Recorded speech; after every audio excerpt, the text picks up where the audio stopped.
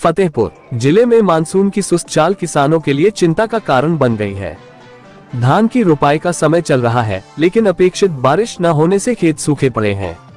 ऐसे में किसान मजबूरी में डीजल इंजन पंपसेट के सहारे खेतों में पानी भरकर धान की रोपाई कर रहे हैं। इससे खेती की लागत में काफी वृद्धि हो रही है और किसानों पर आर्थिक बोझ लगातार बढ़ता जा रहा है।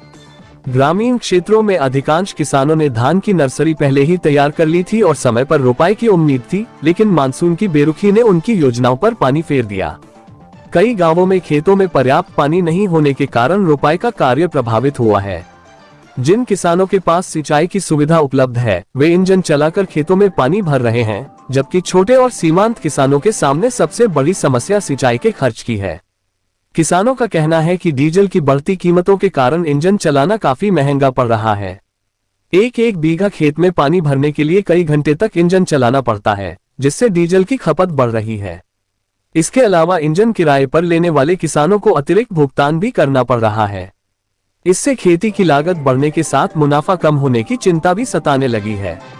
कृषि विशेषज्ञों का मानना है कि धान की फसल के लिए शुरुआती समय में पर्याप्त नमी और पानी आवश्यक होता है।